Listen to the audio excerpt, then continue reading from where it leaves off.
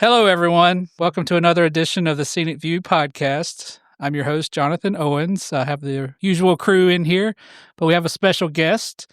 We're very excited to have him. He's been a very busy man since you took office. We have State Treasurer Brad Briner with us today. Very excited to have him in here. He's a very important elected official for state employees and retirees as he oversees the state health plan and the retirement system. Welcome to our lovely podcast studio. It is a pleasure to be here. Thanks for having me, guys. Awesome. We're excited you're here. Thanks. In the last few weeks, you've been on kind of a roll here. You've had some pretty big news coming out. Been a big roll. On Tuesday, you had a major agreement announced with CVS Caremark, which ended a months-long dispute, I guess, or how? I suspect it's years long. Okay. Yep. And we'll get into that a little more. But last week, you helped broker a deal between Duke and Aetna that helps state health plan members continue to see their doctors in network. So we want to get on both of those topics. Sure. So let's just jump right in. First question after all that, do you need a vacation? No, but the state health plan team does. I mean, they have been crushing it. And I'm so impressed with the leadership there and all the members of that team. They have had 2025 has been a tough year in the state health plan. It has not been fun.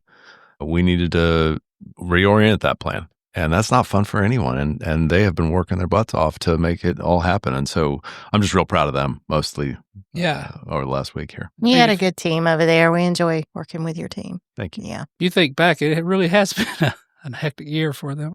And we've been excited to have Thomas Friedman on the podcast several times and at our convention to talk to members about all the things going on. So let's get into the CVS dispute, I guess. First off, we had Thomas on the podcast in August, and I guess it was kind of bubbling up at that time, and he kind of told us a little bit about it, but can you start by explaining the dispute a little bit and then the agreement? Sure. So I think it's worth taking a big step back. They call them PBMs, Pharmaceutical Benefit Managers. What do? Mostly it's software. Mostly it's making sure people pay the right price at the right point of sale and the medication is there and the insurance pays what they're supposed to pay, the member pays what they're supposed to pay, and most importantly, the member gets the prescription they're supposed to get. And that's should be a reasonably straightforward business. They have made it anything but a straightforward business. We don't just pay a price. Right? We pay a price and then we get a rebate, and they do that so that they can hide all sorts of things. And it is a very frustrating business to be a customer of, but unfortunately, given the scale and the breadth of members we have all over the state, we have to have someone play that role. We couldn't possibly do it ourselves. So that's what Caremark does for us. We've had a couple disputes with them over time. The first is that if you go back to last April 2024, that is, the weight loss medications, GLP-1s, were taken off formulary. And that's a big deal and something that we're going to work to rectify here in hopefully short order. But that was because of our PBM contract. We did not have a choice between providing them for everybody and providing them for the people who really needed them. It was either everybody or nobody. And so they had to make the choice of nobody because they were running $250 million a year on these medications and growing. That was part of the dispute. Surely we can have a contract that allows us to give people medicines who really need them and not the people who kind of want them. One. Two, when you're dealing with many thousands of claims a day, you're inevitably going to have disputes around specific claims. Maybe there was more than just specific claims. And part of that is just math. It's like, how do you actually run this math equation? And if you read a legal contract, it rarely has math equations in it. So you're interpreting a legal contract. We, of course, interpret it favorable to us, and they, of course, interpret it favorable to them. So we needed to resolve that. And it's kind of aggregation and componentization of rebates is what that's called. So we got that resolved too. And then there are other pieces where you can't really understand their business model. You can't see everything. And I think we've made material steps forward so that we can actually understand what they're charging and why. I'm confident that we'll still have that discussion, but we made progress in terms of getting more transparency in what they're doing. So those are all the pieces of it, and I think we've resolved most of those. The other one, which is important, is that we now have an ability to direct contract for GLP-1s with the manufacturers. Everything we're trying to do in the state health plan is just trying to get the incentives aligned between our members and the people who are providing for them. If our members are provided for better, we are happy to pay people more. Yeah. Fundamental principle. And one of the issues we had with Caremark was that we were misaligned in a certain way. So when these large molecule drugs, they're new drugs, come off patent. In the old world of just pills, these are infusions generally, the next day You'd have 10 manufacturers of pills, super easy to do. Generic prices would drop the list price by 90%. When you're making a big, complicated molecule, it's not that simple. Usually, it may come off patent on one day, and there's no generic the next day. It takes a while. Oh, and they've got so many layers of patents. It's such a sophisticated scheme. It is a sophisticated scheme, like almost so sophisticated that you respect it, but then you realize what they're doing and you don't. There's a lot of patent attorneys who've made a fortune doing things that I don't particularly think I'd wake up in the morning feeling good about, but so be it. So this generic problem in large molecules is real, and Caremark decided that there's another business we'd like to be in of developing these so that there is that generic there the next day. That had the ironic effect when they did this the first time, and it was for generic biosimilar for Humira, that they were accelerating generic supply, which because of the nature of our contract, and hat tip to Dale Falwell, who put this contract in place. The state health plan has a very unique contract. But when Caremark was doing this, they were costing themselves money and not lost profits, actual losses. So it was a very ironic situation where they're creating the supply to lower the cost for the state health plan. And not only is that worse for them, it's actually negative for them. So we needed to solve that problem. And we solved that problem here too. Okay. Will members see the fruits of this new agreement in their costs? They will, and implicitly they already are in some way. So let me get to that. We've been at this for 5 months. We were close at one point. We were really far away at one point, just like any negotiation. When we were setting premiums in August, we did two things. And I think people heard the first loud and clear, and they're still hearing it again in open enrollment, and that's the premiums are going up in the short run. And we recognize people's frustration with that. It gives us no pleasure that the rest of the healthcare system is doing the same thing to everyone else at the same time.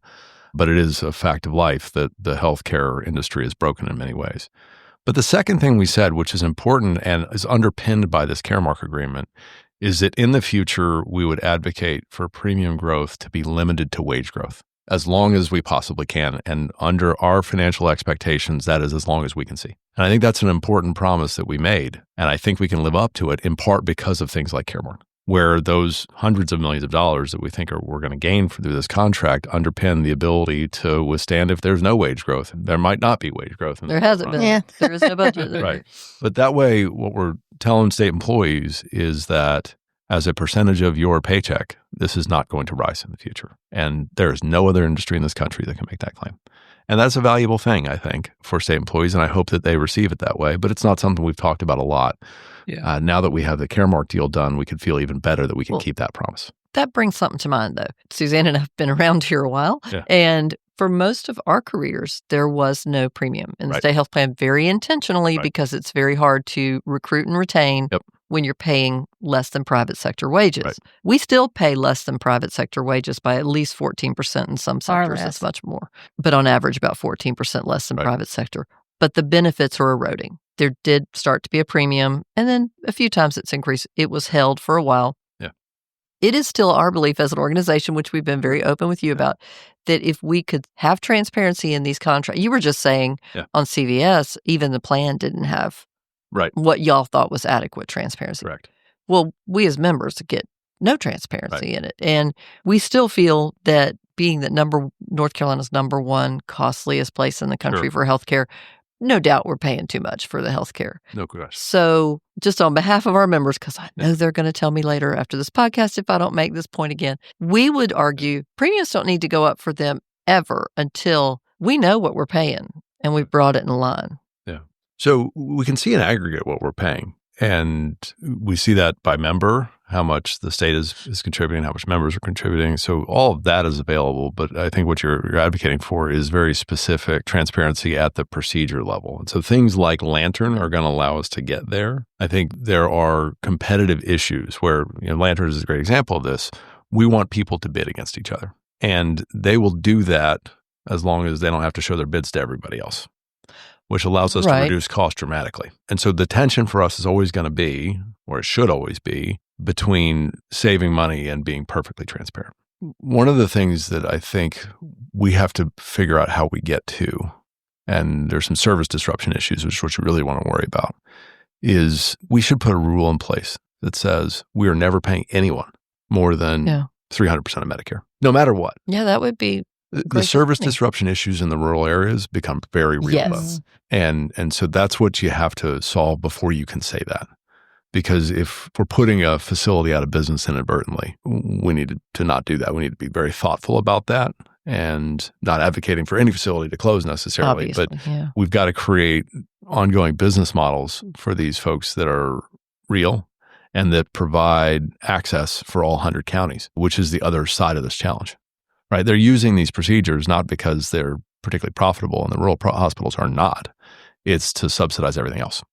And where they have huge payer mix issues, and it's Medicaid, which just lowered its reimbursement rates. Yes. Do you think that's going to affect hospitals pushing back on y'all? Yes. Yeah. 100%. It is a balloon. Yeah, you have to get, squeezing it on one if side. If you're losing it here, you're going to want to get it somewhere else. One of the huge issues we have in this state, generically and specifically, is rural versus urban.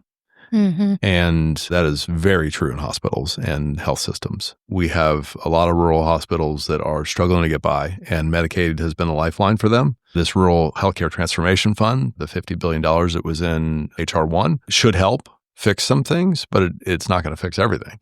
Right. So there's a lot more to go there. And yeah, that's part of our job as a state health plan, is to make sure that people have access everywhere, not just the triangle, right? Yeah. No, and absolutely. I know, we have members, many of whom are in rural areas, and they definitely, they've seen it. In some cases, they've seen their hospitals go away. Yep. So, and consolidation's not been so kind to rural areas. It has not. And it's also true in water and sewer, too. I mean, we've got, in the end, we need to do economic development in these areas to create population growth in these areas. That's the real solution to so many of these problems. But that's way outside the scope of the Treasurer's office. It's one of the only things that's outside of the scope of the Treasury. Well, I think that this is a good time to talk about Lantern, because you can kind of use Lantern's advantages in that area, right? Absolutely. So we're in the middle of the Lantern process. We have received bids at this point, and we are going through and getting best and finals. But the concept is worth spending a minute on, and I know you all probably know this, but just to remind people, the idea is reasonably straightforward, and that is we want high-quality providers to compete for your business. And that doesn't happen in healthcare. And so when we went out to people saying, hey, you need to bid for our business, and oh, by the way, 30% of the facilities in the state, you don't qualify from a quality perspective. Sorry, do better next time, and we're happy to have you. But the reactions to, what do you mean compete? Why would we do that? We're telling, and thankfully we overcame them in many places. So what Lantern will do is, once we have those winners, and it's going to be in the 5 Medicaid regions, so it'll be regional, you will be offered the opportunity, if you need an elective surgery or a non-emergency surgery, to choose where you go. And right now, if your copay plus coinsurance is going to be $1,000, that's still going to be available to you. But we're going to create a tier where that is now $0. And if you go there, you'll save yourself $1,000. It'll still be high quality. It is your choice. But the effect for the state health plan is good as well, because we should see 20 to 30% savings on that procedure by virtue of what we think are expected volumes there. And we can't emphasize that last part enough. These folks aren't on the list because they can't find business otherwise. Right. They're objectively good at what they do, and that's how they got on the list, right? Absolutely. Okay. Like I said earlier, 30% of the providers in the state didn't qualify to bid. And I suspect when you go into whatever healthcare provider, they would be embarrassed to tell you that they didn't. And we're not going to tell you who they are. That's not how you host a competition. But this is about high quality. And if you don't believe us, then choose to pay the full $1,000. That's your choice. You're no worse off, but you could be better off. And I think that should resonate with our members. I hope to be one of the first people in the Lantern program. I need shoulder surgery. Sorry about that. But I think it's a really innovative thing. First reaction was for our people, which you just cleared that up. First reaction was, first of all, you're going to tell me who I've got to go to have surgery, and I'm not going to have access to my doctors. And that is not the case at all. That's not the case. And I understand that reaction. I mean, people have been promising fool's gold in the healthcare industry forever. And we don't think this is that. What we think is that a large fraction, maybe even a majority of people will choose to take us up on this. Yeah. And the provider thinks that too. And they're hoping to get a lot more business. So their operating room is not idle. So they can have 8 procedures a day instead of 6. Yeah. And it's a basic business principle of economies of scale.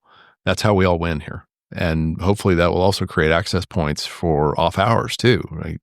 Why should we be doing surgery at 10 o'clock on a Tuesday? Right. We can do it at 10 o'clock on a Saturday. Yeah. It's better for me as someone who has a Monday to Friday job, and it's better for the operating room to be busy on the weekends. Why should it sit vacant? Absolutely. Yeah. So have you seen any patterns in the providers that you do accept? Like, I can see someone saying, well, you're just going to push all your business to Novant or Atrium. Do you have providers from all over the state, like all areas? So we ran these, there's 5 Medicaid regions, so they divide the state up into those 5, and we ran those within those Medicaid regions because it's reasonable to ask people to drive 30 or 50 miles. I don't think it's reasonable to ask them to drive 200. Right. Yeah. So we wanted to make sure that people had access points in all the different parts of the state, and Medicaid and Medicare already do that. So we kind of leverage their infrastructure to do that, so that we could be sure. You will see material volume go to the winning provider of these procedures, but a couple of points, it will not be anywhere near all of it. Yeah. So there'll still be some in other places because people prefer their doctor or whatever, and we'll see how that works. And then there's a lot of procedures that we have not bid for, and I'm not sure we can, and we went with the easy ones first. So orthopedics are pretty straightforward. If you need shoulder surgery, you can wait. If you can wait a week, and it'll be okay. As we get into other procedures that are more complicated and have more involved follow-ups, it's probably not reasonable to ask people to follow up at a distance very easily. So we got to work through some complications there. So for the hospital, let's say, who has lost the competition for knee surgeries in whatever region, from a revenue mix perspective, it's like 1% of revenue. Okay. It'll matter a little bit, but it won't really matter a lot yet. As we go down and do more and more of this, you're going to carve away at a lot of that if they don't win these competitions. Yeah. You still have things that can't move. Emergency services can't move, emergency surgeries, et cetera. So there's a huge chunk of the hospital's business that never moves, can't.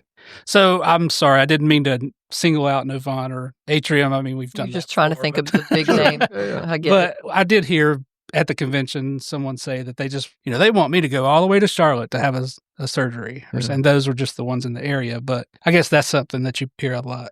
I mean, what is... I think a critical evolution for the healthcare system in the state, if you fast forward far enough, is kind of the centers of excellence piece of this. I think if anyone has a rare condition and pick your condition, there's a place to go in the state. And if you asked a medical professional, they'd say, whether it's Charlotte or the Triangle or wherever, if you have X, go there. That's a strength of that particular place that we got to leverage, and we got to send more people there, not less.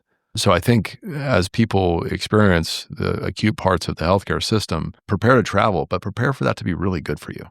Yeah, I mean, I would, if I could save $1,000, I would drive 3 hours. Well, and Leonard's got, they'll pay for travel. Yes. Oh, wow. Right. I mean, so, in the context of healthcare costs, travel is so cheap. Yeah. We joke about it. I won't name the county or the provider, but not far from here, there's a county where colonoscopies are about 6x what they should be. Wow. And so we joke, Tom and I, that I'm going to start running an Uber between the two and keeping the difference and be the most profitable Uber around. Right. But those are the crazy inefficiencies we've got to figure out how we iron out without putting that facility in harm's way. So just briefly want to go back to Duke and Aetna. Can you tell us a little bit about that negotiation and that agreement? And were you able to use the state health plan's large S to make an impact in it? Yeah. I guess the first thing I want to say is that Duke is a great provider, and we need healthy providers. And we want them in the system, and I'm glad they are. There are a lot of special things that they do that we would be worse off without. But that said, we don't live in a world of unlimited funds. No. And we can't give everyone everything that they want. Right. That's the uncomfortable reality that we find ourselves in, unfortunately, in a lot of different ways. So these negotiations happen, and there are like 3 of them going on in the Triangle outside this one. They don't usually get this public, and the provider isn't usually so aggressive.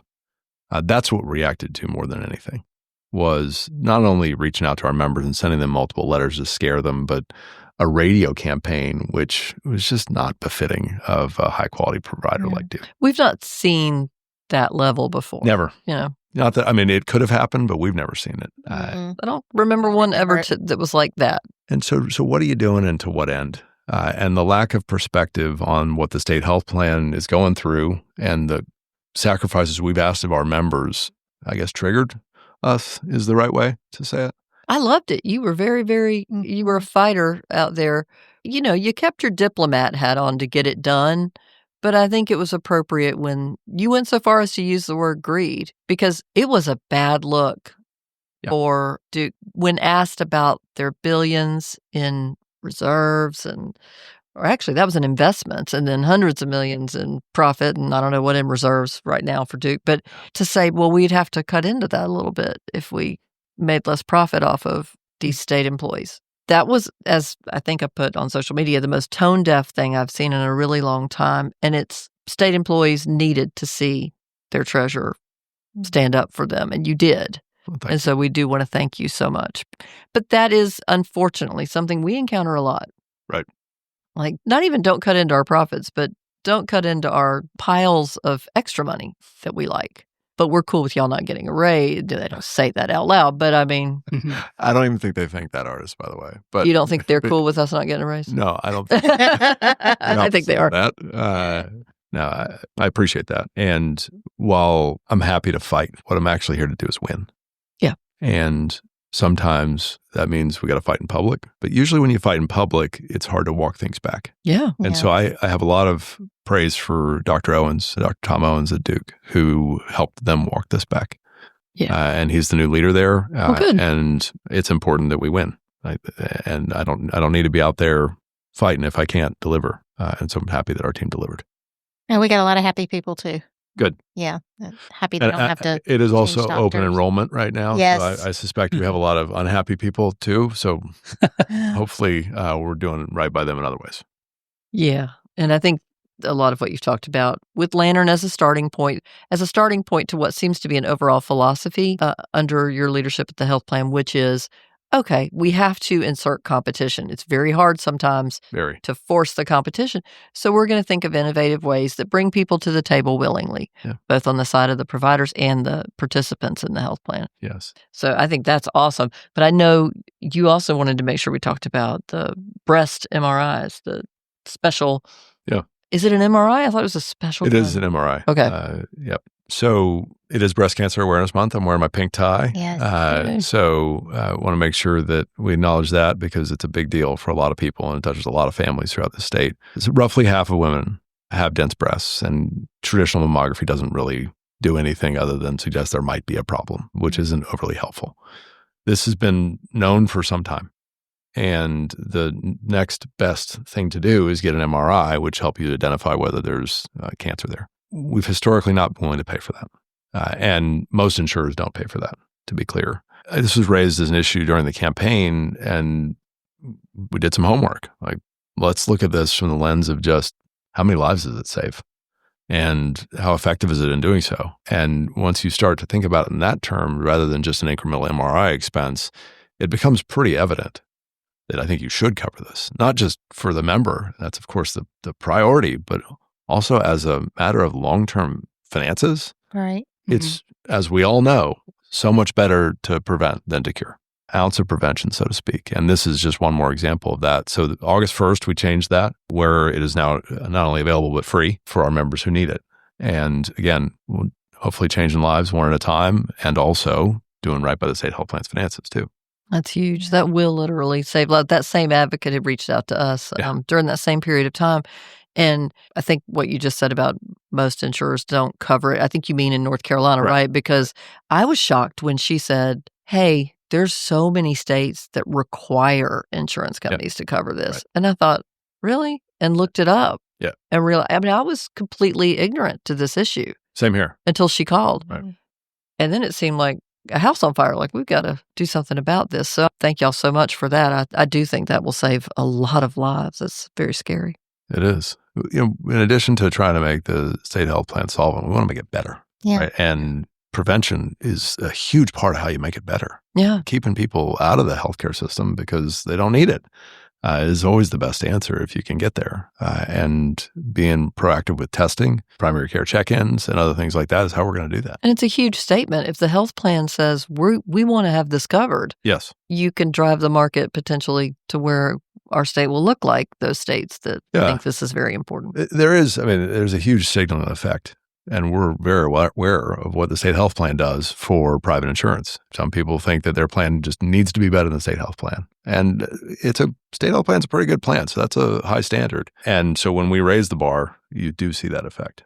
Well, before we get off healthcare, I think we'd also be remiss if we didn't ask the question about Aetna, how the changeover is going. We do hear from a lot of members who complain about the new administrator at Aetna. So can you give us some thoughts on that? Sure. So we process roughly 25,000 claims every day. Wow. And that's Aetna's job, right? Is third-party administrator of claims. And there's an enormous number of them. So while perfection is always the goal, a little realism is that we were missing claims under Blue Cross and we're missing under Aetna, and we're going to endeavor to do better, but I aspire to have a perfect day, let alone a perfect year. We were missing a lot in the beginning of the year. Uh-huh. To some degree, that's expected in a transition. Not that you like it, but you can understand it.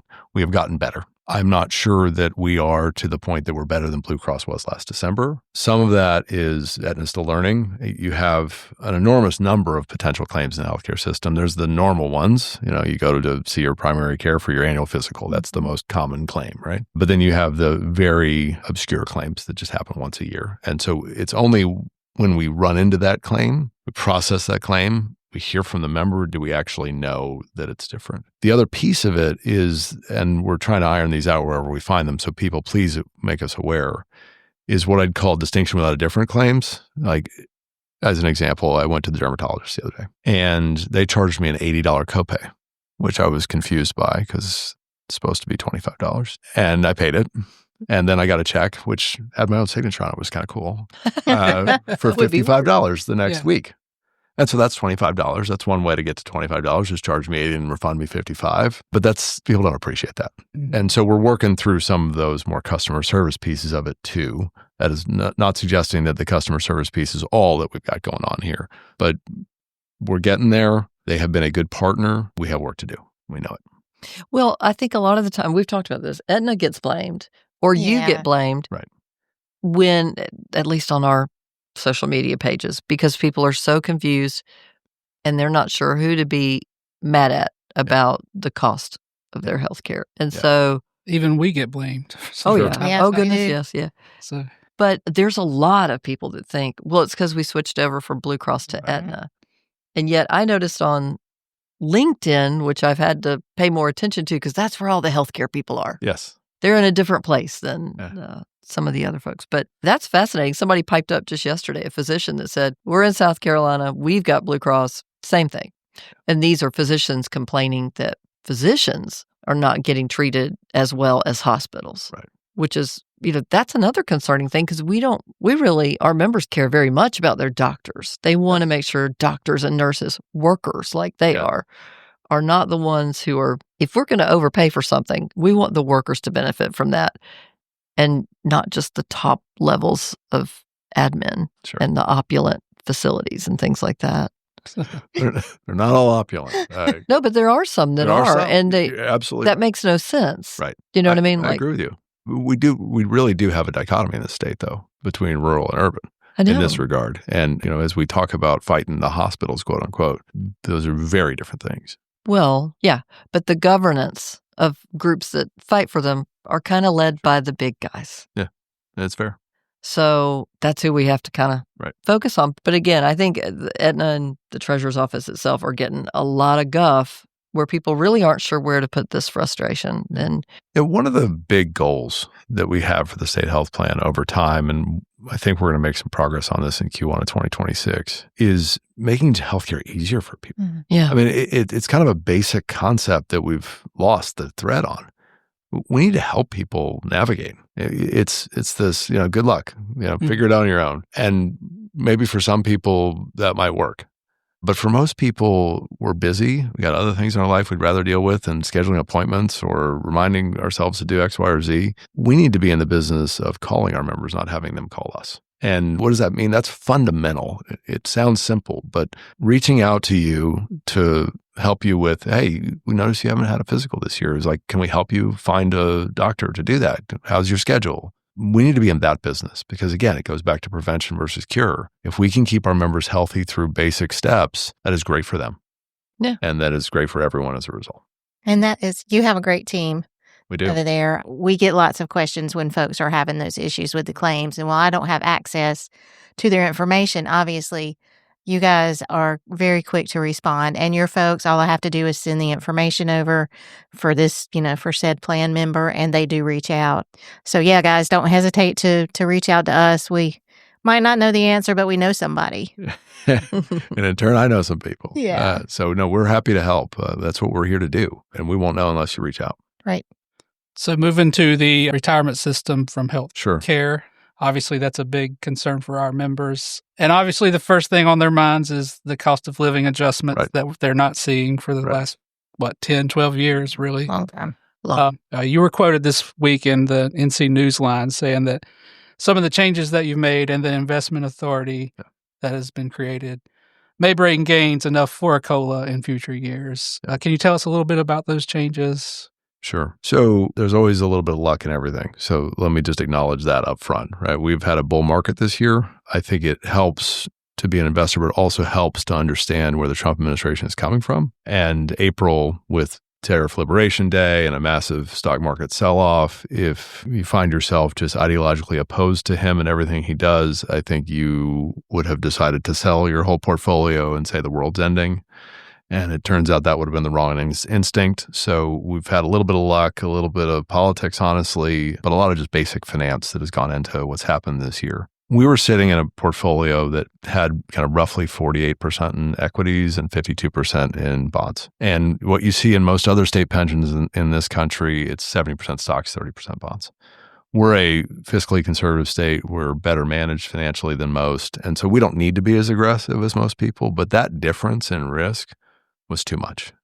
That was adding up to us making 5% a year, and this is over 20 plus years, versus 6.5%, which is what we need to make the math work. So that 1.5% compounded every year is why we have a pension deficit. It is that simple. Employees are obviously contributing, the state is contributing, so it is the investment side. So our principal task is to take 5 and raise it to 6.5. Is 7 better than 6.5? Yes, it is. But at some point, beyond 6.5, when you start to take too much risk, that's a different problem. Right. We're going to get nowhere near that. But we need to raise 48-52 to something like 60-40. Yes. And that's what we've been doing. That's what we've done this year. The investment authority allows us to not just raise it to 60-40, but to be better in the 60 and better in the 40, which is another way to add value. So we announced the first half of the year was a record profit number in 6 months in pension history. The third quarter was also very good to us. We will publish those numbers soon. But this is only one piece of the puzzle. And the October 30th teasers and elders meeting, we're going to go through all the other pieces of the puzzle.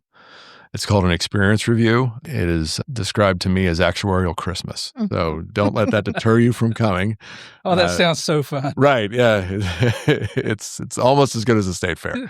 But what we do is we look at all the other assumptions you want to know the answer to before you talk about cost of living adjustment policy. Here's one. Are people living longer? Mm-hmm. It's an important component of all this. What is wage growth likely to be in the future based on what it's been in the recent past? Not just per person, but how many people are on the state employment rolls. You want to look at things like that. The other piece that's actually really big, and I think we will change, is what's called our amortization period. So we owe $16 billion at the beginning of the year to the pension system as a state. And how fast do you want to pay that down? You can get 30-year mortgages, you can get 15-year mortgages, you could do it all in 1 year if you're lucky enough to have that kind of money. We may need to make that decision. We are doing it over 12 years right now. Most states are between 15 and 18. States like California are at 40. Wow. I think it's appropriate to be in the middle of this pack on this one. 15 to 18 years, that has the effect of lowering how much you have to put in for payment of that deficit over time, plus the excess gains in the investment portfolio eat into that deficit too. So getting back to the original question, how fast do we get to a COLA conversation? I think it'll be different in teasers versus elders. And without prejudging and telling you everything that we're going to talk about October 30th, teasers is in better shape. And there's a lot of reasons for that. But I think teasers and Elgers may go at the same time. But if one goes before the other, teasers would go before Elgers. And I think it's realistic, given what I know today, and things change, that we'd be having that conversation in January of 2027 for a June implementation. Okay. Interesting. So go ahead, Suzanne. I think you had a... Well, I heard you. I heard you have a thought. Well, we do a good job of trying to educate our folks on exactly how the retirement system is built. The quick way to put that is, the employer contribution, the employee contribution, and returns. Yep. That's what makes the system go, and it should produce its own COLA from that. It should. Returns are the problem. Yep. So when our folks hear that there is a return, their first question is, well, are we getting a COLA this year? So we also have to take into account the operations, the employer contribution, stabilization rate, those kind of things. Right. And there has to be enough of an investment return to meet all of those before we have money for a COLA. And just as a reminder, the TSERS board does not have the power to do cost of living adjustments. Only the legislature does.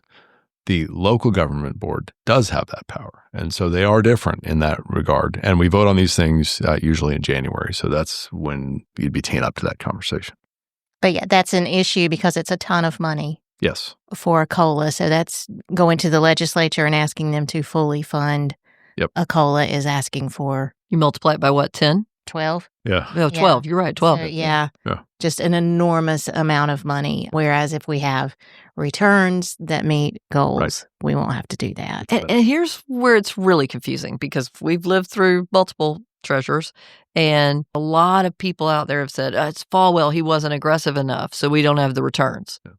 We didn't get COLAs with more aggressive strategies under treasurers before Falwell either. So we fall back, much like on healthcare, to what are we paying in fees? We do know what other public systems are paying. We know that ERISA doesn't apply to public pension plans.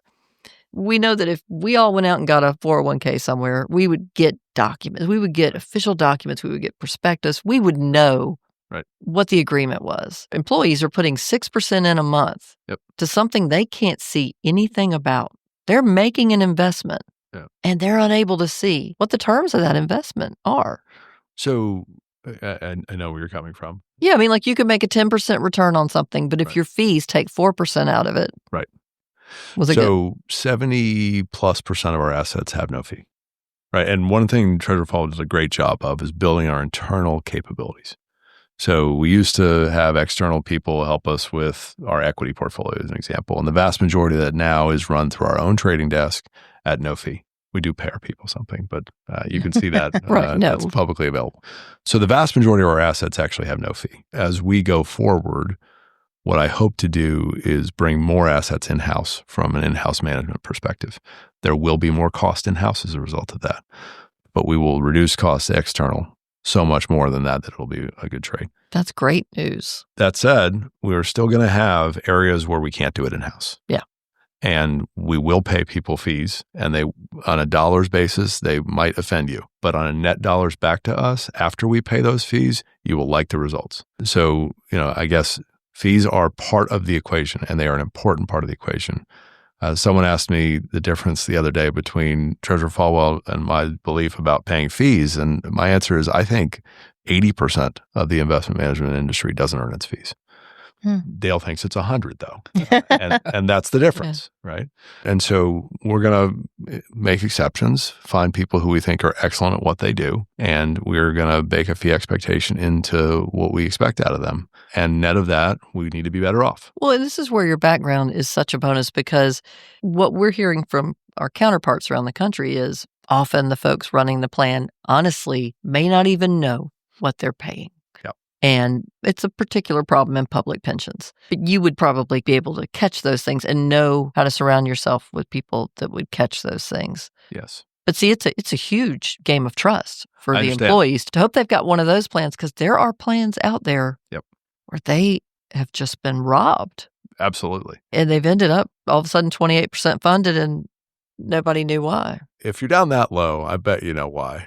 But yes, there are lots of examples. Well, they went hard and aggressive in alternatives in that particular More plan. likely the state legislature didn't fund the pension system. Well, it could be. If you're down that low. It could be a combination, but it is interesting if a plan seems to go so heavily in alternatives.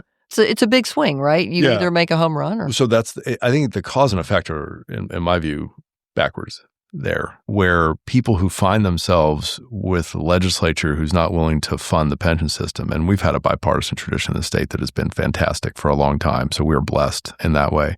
So people who find themselves in that situation then get desperate. Yes. And then they take too much risk. Mm-hmm. And not that makes it right, the order of things, but that's how I see it play out, where, and I won't pick on any particular state, but I know the people who run the pension system, they have an idea of what they're doing. They're playing the hand they're dealt, and it's a terrible hand. Yeah. We're not that way in North Carolina, and thank goodness. So we did mention Elgers. So bouncing back to that, the folks in Elgers, well, let me take one more step back for the listener. When somebody retires, there is a formula to get your calculation for what you're going to be paid. Right. Elgers' formula is higher than teasers, than folks who are state employees. So the local employees start out with a formula that's giving them a higher check by, I can't remember how many clicks. Which is one of the reasons why Elgers is less funded than teasers. Yeah. And that gap is widening. Yeah. So the implication of that is, going back to the COLA conversation, we're in a much better position in the teacher's plan to give a COLA than we will be in the local plan. It's in part because of that. Okay. Except for Elgers, every one of those, and I can't remember, we're at 1.82 and they're at teasers. 1.85. Okay. So they're, for the last however many years, they've gotten, for 3 clicks, that would be 1.2% more a year that they're getting. Crediting rate, right. Yeah, it's like they're getting a COLA compared to teasers. Right, but the COLA history, even limited that it is, has been better in teasers than Elgers for the last decade. Yeah. And this is one of the reasons why. But Elgers has something closer to the average of the states, because the average of the states is 2.0. Yeah, that could be. According to their website. I'm focused on our state. Yeah. So, yes. Well, it matters to our folks, because to be at 1.82 and to check all the websites around the country and think, what in the world? That's a big difference. That would be somewhere between an 8 and a 9% difference in what they're getting every month. No, I get it. I would want to, because I'm a math guy, go through all the math of, like, you have some pension systems which are not Social Security eligible. Are we counting those in there? Because that's a big deal. Yeah, right? and some of them are, Right. So I don't know enough to have an educated opinion, but I get why people would be frustrated by that. That makes sense. And so, trying to get to the end of the story, I know that one of the things you've said publicly recently, and I just wanted to ask you a little bit about it, was that if we could get better returns, that could ease some of the burden on the General Assembly with this very high employer contribution rate. Now, we've seen the time that it was 0. Sure. We've seen the times our funds were escrowed and we had to sue to get them put back, literally, and take it all the way to the Supreme Court. We've seen it all. Right. So we're a little concerned if we start doing well, that's exactly what would happen. The General Assembly would say, we can ease our burden a bit, because they have done a large contribution now for a number of years. Yes. So we're just afraid the retirees are still going to be at the back of the line with a 1.82 formula. And, they don't really care about your asset to liability ratio in terms of, where we stack up compared to anybody else nationwide. They care, do we see any benefit from this, quote, strong pension system we hear about? Right. And they don't. I understand where you're coming from. The pressures are on 3 different groups of this. Obviously, the state employees, the General Assembly, and allocating the budget, and then the budget itself as well. Yeah. Right. And I think it is likely, reasonable, that all 3 groups need to get part of any excess gains. How that is split up is the General Assembly's purview, and will be sausage that will be made at some point, I hope. I mean, I think in theory, that sounds like a fair theory. The problem is, when things get bad, it's been our experience that we continue to put in 6% and the state takes a holiday. Right. So we can profit share, but we don't risk share. That doesn't seem like a very fair bargain. No. I understand. It's hurtful. Yep. So we're at 17% in the teacher system now. Yeah. And, a long way from 0. The effect of that is that local employing units are trying to figure out if there's a way to get out of the defined benefit system sometimes. Yeah, of course. Yeah. And so I think that'd be bad for everybody. And so that's another pressure that we have to deal with. Of how do you make sure that people value this appropriately, want to be in the system, both on the employer and the employee side, of course, particularly. Yeah, there's a lot there. I hope that we create that problem by making the gains that we need to make. Yeah, I like that attitude. Well, we're up for more conversation. Sure. I have one more question. I know we're creeping up on time here. Not too long ago, $170 million that was great news. Of course, our people got really excited about it. You didn't finish the thought. $170 million what? You just said, there was $170 million hanging out there somewhere, and your staff over at the treasurer's office found $170 million. So folks didn't understand, one, where it came from, two, what it can be used on. So we got really excited about the possibility of helping with a COLA or the possibility of helping with those increased premiums. So if you could just touch on where that money came from, how it can be used, what it cannot be used for, that might be helpful. So the $170 million, just to begin with, was never quote unquote lost in that it shows up in the state's financial statements. It's, I believe, on page 384, though. So it's not exactly front of mind. And it showed up as restricted cash that really was the purview of the treasurer. But it wasn't front of mind for anyone because what it represented was when the state went to make usually a capital project. Let's say you're building a $100 million office building downtown. The state appropriates the $100 million. Maybe they borrow the $100 million. The building gets built. But what if it's less than $100 million? Doesn't happen often, admittedly, but sometimes it does. Well, that money just sat in escrow and it earned interest. We went back 25 years and there were deposits into this account before that. So this has been going on a long time. And again, it doesn't happen very often. But that money, the General Assembly doesn't go looking for it because they appropriated $100 million.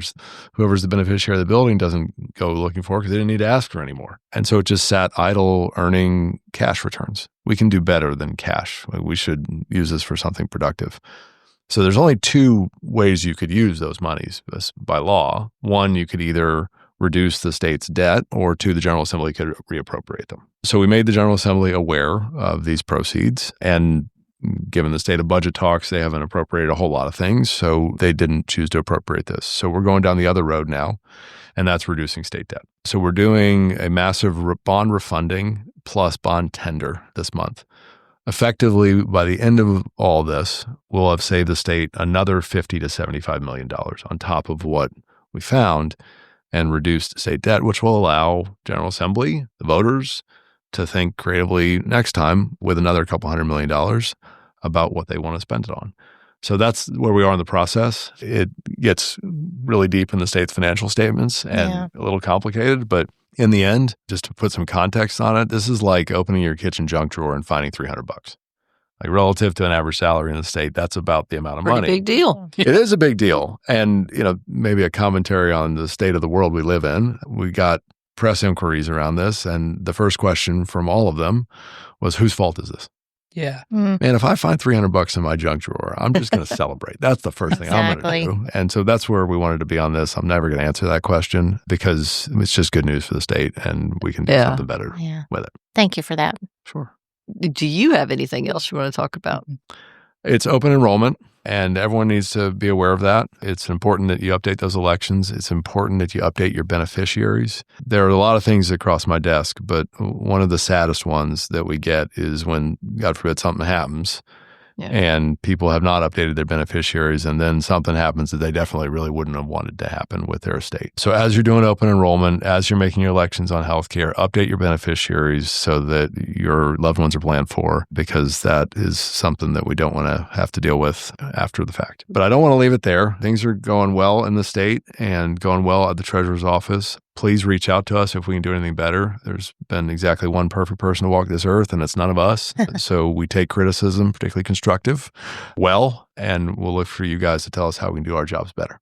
Awesome. Well, thank you. We thank you so much for coming in. You guys have been really open with us and sent Thomas over here a few times, and we really appreciate it. No, thanks for the partnership. We're all focused on the same things, and that's making this state the best state it can possibly be. Awesome. Thank you. Thank you. Okay, we'll take a little break and we'll come back to wrap up the episode.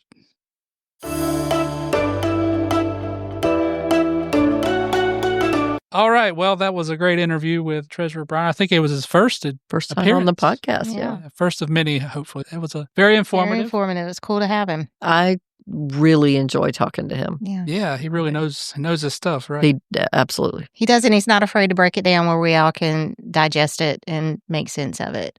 Yeah. So, that was a great. And for an elected official, I mean, we've had a lot of elected officials, and they're all been really cool. But he was cool as a cucumber in the old studio here. He realizes he's got the issues sitting in his lap that are the biggest to state employees, honestly. And that's not fun, but his personality is such that he doesn't let that freak him out. He just keeps his focus on the work and trying to make it better. I was thinking while we were interviewing him that he comes from an investment background, and I wonder if he thought he would have to deal with state health plan issues so much. Well, he knew. I mean, that's part of what the treasurer had when he ran for office. But, increasingly, Wall Street's buying up healthcare. Mm-hmm. So I'm sure that he already knew probably a whole lot about the industry before he got there. We could have asked him these questions, though, instead of conjecturing. It's kind of fun, though, to try to... Hopefully he's coming back. Yeah, he's got to come back for me to ask. But he's originally from Texas. He's clearly smart. You're going to... The plug for just Texas. saying. Yeah, just saying. Do you want me to talk about Sanford? I was going to say now. There it is. It's happened. That's 2 weeks in a row of really big guests for us. Last week, we went up to Western Carolina University and interviewed the chancellor. Suzanne, you didn't make the trip with us. It was pretty awesome. Yeah, y'all sounded like you had a good time. Except for Sam sent us on a wild goose chase across the university for a T-shirt, but we won't hold that against her. I could have sent you to some of those dorms that are straight up a hill. So not that far. What he's referring to, we wanted to buy shirts from the student store. We were at the administration building. And Sam said, it's more or less the next building that way. Now, Sam is clearly younger than we are. That's why she's our Gen Z guru. Much better shape. And she's fit. Yeah, I was going to say, we were not probably fit at that age. So John and I go off on this trek thinking, okay, next building down. It was straight up. You might call it a hill. I call it a mountain. It was at least 1,000 foot. It was a steep incline. I love how we got like maybe 50 feet from... Oxygen started getting thin. We got maybe 50 feet, and artist said, we should have drove. We should have driven. I'm so lazy. To me, it's not that far. And I also didn't say it was the building right next to us. I said it's past those buildings. It's right past them. So essentially next to it. It was down a little bit. So I was looking at pictures of the campus. Beautiful. To be fair, that is not the most steep hill on that campus. Yeah, that's the thing. That's what I was going to say. So we only saw like a very tip of the iceberg of that campus. It's we so saw a very beautiful small there. part of it. Yeah. I'd like to go back and tour it. Campus. I spent my whole morning pretty much walking around that campus whenever I got there. So I was a little sweaty when we recorded the podcast. Do you feel like a lot has changed in the last few years, or? Not a lot. I mean, the new dorms buildings that are right next to the administration building are there. I think they were almost completed whenever I graduated, because I remember that's where my dorm building used to be. And I got to watch that get knocked down. Mm. Yeah. Because they sent us out an email saying when they were going to be knocked down, and those had been there a long time. Like, my mom lived in the dorm building next to mine that was also knocked down. And so we knew when it was getting torn down because the school sent out an email saying, hey, we're exploding 2 dorm buildings today if you guys want to go watch. It's of great interest to people. And so it was a really cool thing because there were so many students who had lived there, and we all just pulled up in trucks and cars and sat on the bed of trucks and sat on our cars and just watched it happen because there were so many of us that had our freshman year lived there. You shared a moment. It is funny how when you first go back to your school after 3 or 4 years, I guess you're in this position, it doesn't change that much, but it starts to change a little bit. And now, like, it's been, 20 years since I graduated? Oh, yeah. And totally different. Carolina is totally different. There's just buildings I've never... Football is the same. That's not a good thing. Right. Oh, let's not even talk about it. It's been an exciting week in Chapel Hill. We're a little bitter. Even my mom has said, she told me, she was like, it hasn't changed too much since she had been there. And she dropped me off exactly 30 years after she had graduated. Wow. And so when she dropped me off, she was like, yeah, there's a couple new buildings, but... Well, Chancellor Kelly Brown at Western, when we interviewed her last week, said Western, it's not their goal to try to let's become huge or let's become this or that they want to be awesome at being what they are. Mm-hmm. And I think she said not chase every shiny thing. Mm-hmm. So, and that is how that campus strikes me, though, even just looking at it. Yeah. It's always nicer than the last time I saw it. They're always upkeeping things and renovating things appropriately, but they're not doing like huge expansions that really alter that character. And that character of the campus and of the university is really unique. It's cozy. And people love it. Cozy. They love it. We had a great time in the mountain air. We went to the golf tournament the day before. It was a lot of fun. So this week on the Gen Z moment, Sam, we gave her a little break because she's a little bit under the weather, although you probably can't tell it from this. But so we gave her a little bit of a break, but I did find this article from the New York Times that says that Gen Z is actually great at saving for retirement. And I thought I'd bring it up because I know when I was their age, just starting out, I did not care about retirement one bit. And well, it was so far away. Yeah.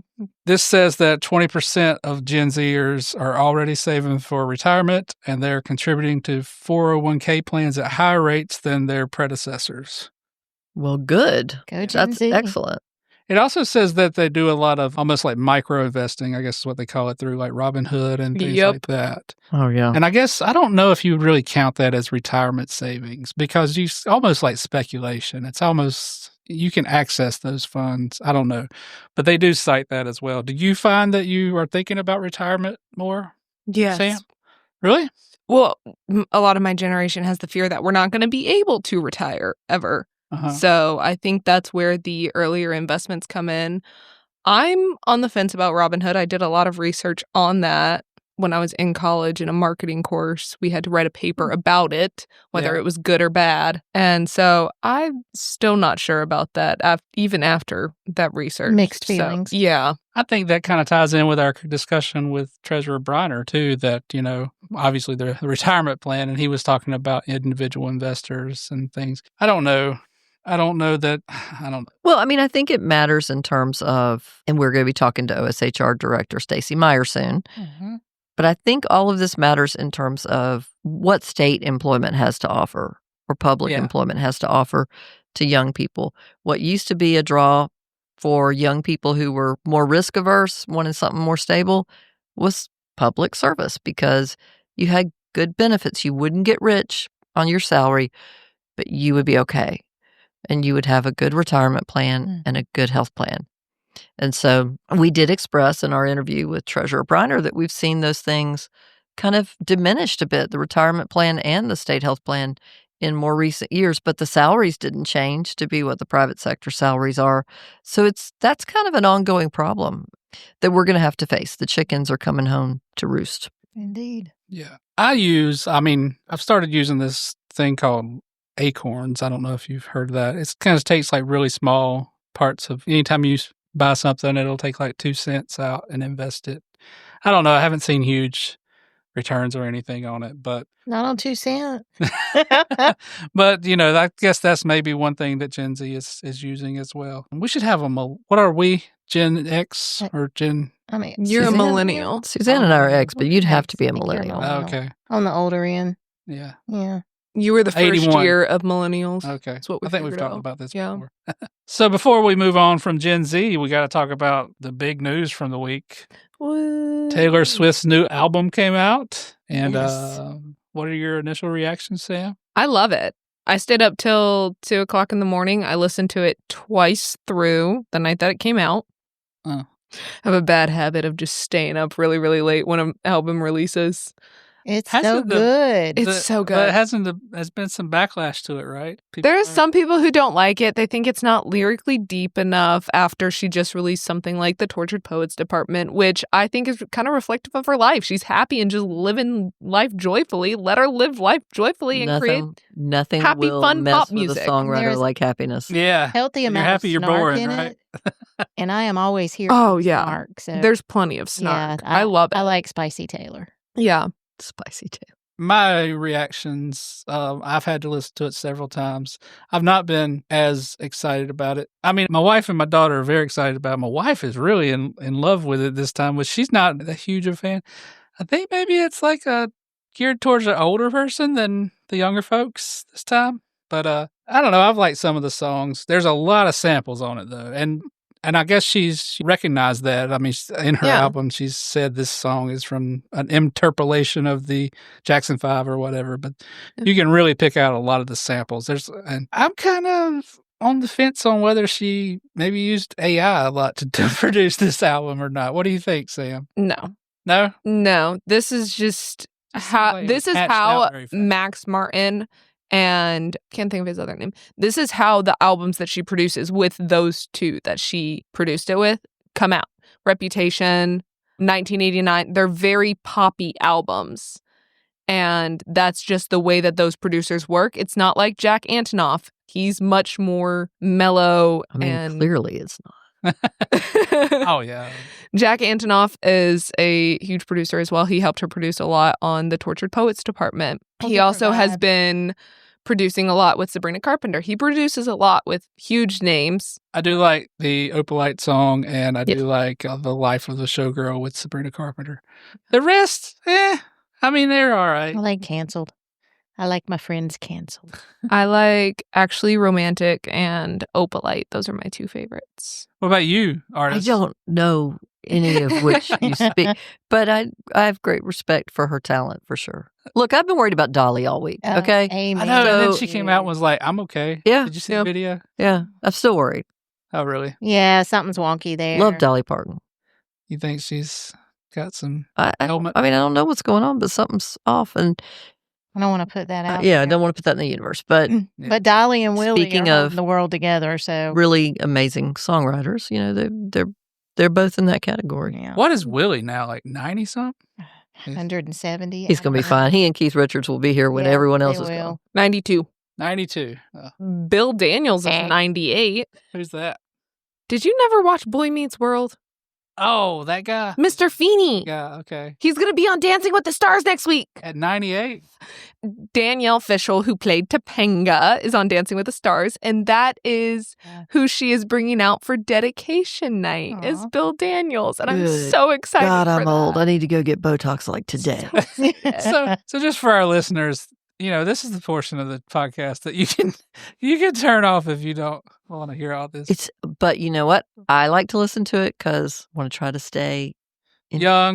Well, no, I don't. Just informed. I don't believe in trying to stay young, whatever that means. I mean, you know, you want to enjoy life, but I want to be interested in what younger people have to say and what they're interested in because, again, y'all are our future. That's right. And y'all, well, thank you. You said y'all. Yeah. Well, yeah. Well, John, you got a whole lot more time to go, bud. But after our very informative interview, this is a good part of levity. Yeah, a little decompression. So overall, where do you rank the new Taylor Swift in the pantheon of... I was about to say, there's 12 albums to go through there, and that doesn't even include Taylor's versions. So is it too early to rank? Yeah. Maybe? Yeah. What's the big single? Opalite? The first single that she did was The Fate of Ophelia. We don't know what the second single is going to be. It's usually, when she chooses singles, it's usually based off of fans and what they're saying their favorite songs are. It's not always, because the last album was I Can Do It With a Broken Heart, was the second single when everyone was in love with The Smallest Man Who Ever Lived, because everyone found a way to relate to that, I feel like. Well, so I have a feeling it could be Opalite, but it also could be The Life of a Showgirl, so that we could get a music video with Sabrina. Well, yeah, I can see that. I did see that there's a video for Opalite, though, so maybe that's it. There's not a video for Opalite. There's a lyric video for Opalite. Okay, I want Taylor Swift to pay for some kind of sponsorship. This is, at this point... What's funny is she probably would. If she knew about us, she probably would. Well, at this point... If she knew about us is the key there. Anyway. All right, you ready to go to the question of the week? Yes, Scenic Swifties, because they haven't had enough it. of us. John's wacky weird question of the week. So Sam picked the question this week because I'm just totally out of ideas. But it is October, and that means spooky time, right? So what is your favorite Halloween or spooky movie? That makes us want to say, what's your favorite scary movie? Scream. From Scream. Yeah. That actually might be mine, Scream. I don't love scary movies. I don't either. I'm not a scary movie They stay in my person. head. Yeah, like I think it's Halloween doesn't equal always scary movie. No, it doesn't, because practical magic, boom. That's my favorite right Yeah, there. It's Practical practical magic. Is that the one with Sarah Jessica Parker? No, that's the one with that. Sandra Bullock Hocus and Pocus. Nicole Kidman. Oh. Yeah, They're making a second one. I I don't- know. More I don't know midnight these. margaritas. Yes. So, yeah, I was very traumatized when I was young because my brother was 10 years older than me and he loved scary movies and that would do scaring it. people at Halloween and just being a crazy teenager at Halloween. And so I was 5 years old and he made me watch Child's Play. I Ooh, was terrified. And my mom, guess. That's had not good. autism, and my mom did not like that. But yeah. So since then, I haven't really loved Halloween, but I guess maybe scary movie. I was a teenager then and that was a big deal at that time. So is it Scream or is it Scary Movie? Because Scary Movie is yeah, a parody of Scream. No, Scream, definitely. Although Scary Movie is funny though. Yeah. Yeah. So That's funny. I'll lump them all together. Okay, Artist, what's your favorite scary movie? Well, I mean, I love Halloween, the movie Halloween. Mm-hmm. Jamie Lee Curtis is also a national institution. Yeah, she is. But the movie that slasher films like Halloween are entertaining to me, but they're not scary to me. Things where something could really, really happen, those scare me. There was a movie called The Stepfather. Oh, yeah. And they remade it years later. But when we were in high school, Suzanne, so this was way, way ages ago, they made this movie. And this guy would marry a lady who already had children. And he wanted the perfect family. And of course, nobody can be the perfect family. So when they weren't able to be, he would get rid of them and then move to a new place and do the same thing. That guy ended up being on a TV show called Lost later. Oh. But he was such a good actor.